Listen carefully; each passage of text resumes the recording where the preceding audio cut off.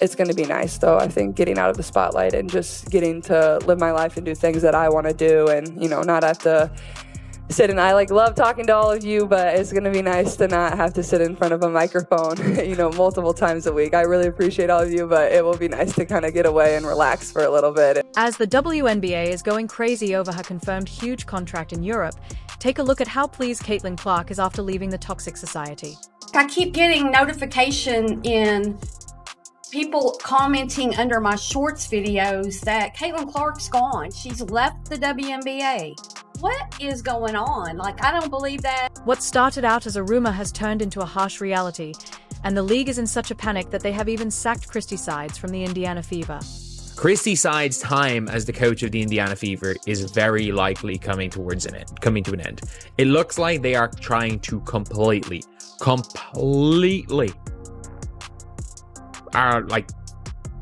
shut it down. There's absolutely no need for Caitlin to stay, but what are the specifics of her new European deal? The commotion is real, and everything seems to be breaking apart. Let's examine her Nike contract with the WNBA, what will happen with it, and how the legal proceedings will proceed. There are already so many players heading overseas to play during the off-season. Does she have the build to play in the WNBA? From the beginning, it was evident that the WNBA should focus entirely on building their future around Caitlin Clark. However, they have managed to make a huge mess of things, and now that Clark is leaving for Europe, they are in complete panic because they are going to lose the league's cash cow. She's just not built for the physicality of this league.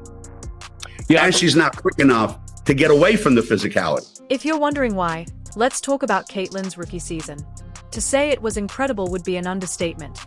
She wasn't just good, she was electrifying. Her three-point shots were coming from a different time zone, her court vision was ridiculous, and the fans were swarming the arenas.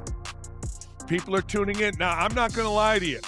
I have not tuned in 1 second since Caitlin Clark was eliminated, but that's not unusual. Behind the scenes, the story was different.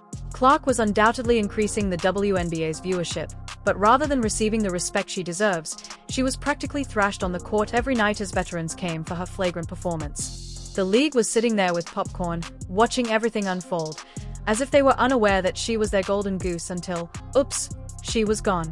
But yes, she will have a target on her back as well. With the present in the meantime, the WNBA is circling around like a chicken with its head chopped off, wondering how in the world they are going to keep fans interested. ESPN asks Mark, "Oh, they're throwing their own little fit trying to pretend like they have any say in the matter." Spoiler alert, they don't. Caitlin has had enough and is packing up and traveling to Europe, where they'll likely treat her like the basketball royalty she is. She's been box office, she was the main attraction, and there were so many storylines that's been associated with her. Most recently, the whole thing with her and Cheryl Swoops, even though it really wasn't her. It was Cheryl Swoops and all this.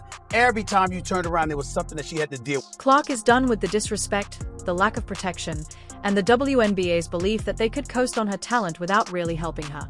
Let's not forget what she endured while playing in the league. It wasn't your average rookie roughing up. Instead, it was next-level brutality. At times, it appeared as though Clark was being tackled, and the referees were utterly incompetent. It's no wonder that she began calling them out in interviews, saying she felt like she was getting hammered out there and she wasn't exaggerating. Called for some technical fouls. She struggled with physical defense she's faced at the professional level and voiced frustration with the league's officiating, recently telling reporters, quote, "I feel like I'm getting hammered and everybody is physical with me, and opponents get away with things that other people don't get away with." That's what Caitlin Clark's. The WNBA allowed other players' jealousy to run wild instead of intervening to defend their best player. Veterans weren't coaching Clark. Instead, they were making fun of her. It wasn't just about basketball anymore. It was personal, and the league just stood by and did nothing while now paying the price. The WNBA had every chance to make Caitlin Clark the face of women's basketball and build their entire brand around her, but instead they let her get beaten up on the court and ignored her value. Now that she's gone, they are in disarray as they try to figure out how to keep people watching without their biggest star. Caitlin Clark is done being their punching bag and is taking her talents to Europe, where, let's be honest, they'll probably throw her a red carpet.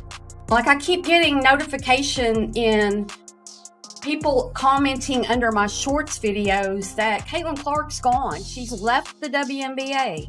What is going on? I don't believe that. ESPN is also in a frenzy since, guess what? All of the viewers they were counting on to increase their numbers vanished in an instant, leaving the league scratching their heads and wondering what went wrong. The simple fact is that they didn't respect Caitlin Clark, and now they are paying the price. Not only is Clark's decision to move to Europe a victory for her, but it serves as a wake-up call for the WNBA and ESPN, who took her for granted and now have nothing better to do than act outraged as the athlete who will shape their future leaves them in the dust. Hey man, your meal ticket is under constant attack. When Caitlin Clark exploded into the WNBA scene, ESPN was living the dream. It was obvious that she wasn't just another rookie. Rather, she was a game changer from the moment she set foot on the court. ESPN went all out to promote Caitlin Clark as the next big thing in women's basketball because they saw dollar signs for future headlines and a swarm of new fans eager to board the Caitlin Clark bandwagon. And guess what? It worked. Clark's games are instant. She was their golden ticket, and they loved every minute of it as Blockbuster's viewership figures soared and ESPN rode that wave like it was the only show in town. Those guys, they're the racists, when really, y'all are the racists.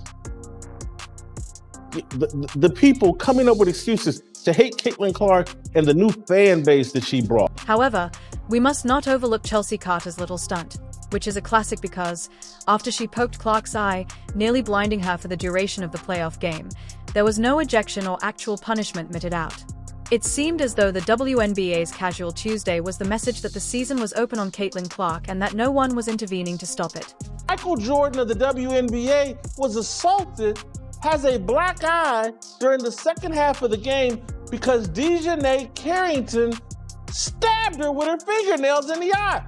Play the, I believe it's, side 11. Could we just play this on a loop? I'm not exaggerating. Additionally, during her rookie season, Clark was the target of 177% of the NBA's egregious fouls. Let that sink in for a moment. She wasn't just singled out more than anyone else. She was essentially a magnet for cheap shots, and 80% of those fouls were from the Chicago sky. And then all of a sudden your hand turns downwards and straight into the eye of the biggest star in the WNBA. It's not a natural act. And I called it out yesterday in real time watching the game. Like, hey, that was on purpose.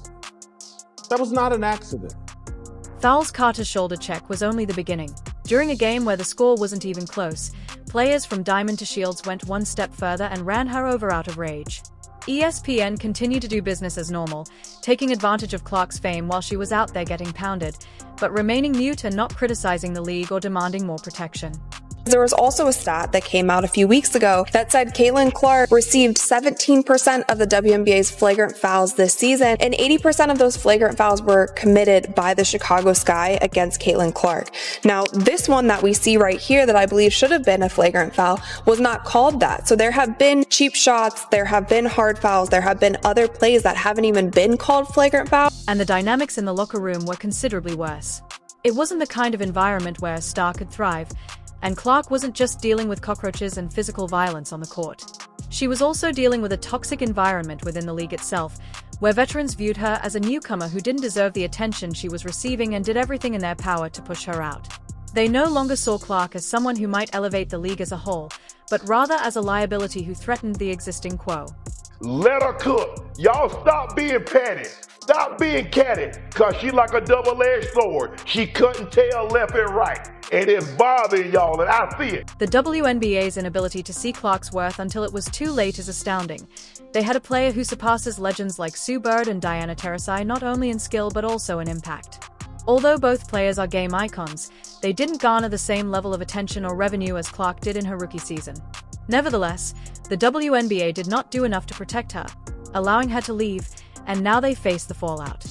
Your biggest star, your meal ticket, the reason why you have relevancy, just got stabbed and assaulted and nothing. ESPN is in complete meltdown mode now that Clark is gone, as they scramble to keep up with their viewership numbers plummeting without the one athlete who was attracting all of the fans prior to her announcement. ESPN is aware that they are struggling to find ways to keep viewers interested, but without Clark, they are running out of tricks. WNBA games featuring Clark drew close to 2 million views, while the rest of the league barely made it with 400,000. Even worse, ESPN is aware that they could have done more. They could have used their enormous platform to criticize the WNBA for allowing their biggest star to be thrashed night after night and demand better officiating and harsher sanctions for the players pursuing Clark, but instead they did nothing. They just sat back, heightened the drama, and continued to count the viewers as they picked up the pieces, now wishing they had taken action while they had the chance. We're here to show you that this is an adult women's league and that it's the top league in the world for a reason, so it doesn't matter who you are or what rookie you are, bets are coming for your neck. Every time you play rookies, you just want to fucking kill them. I've never experienced the racial comments from the Indiana Fever fan base. It's unacceptable, honestly. We've been professional. I'll look back in 20 years and be like, yeah, the reason why we watching women's basketball is not just because of one person, it's because of me too, and I want y'all to realize. Since Caitlin Clark was the NBA's golden goose and the player who could have led them into a new era of success, the league let her leave due to internal politics and petty rivalries. Now, as they try to determine what went wrong, it's obvious that they allowed their best player to leave without a fight, and they will be affected for a very long time.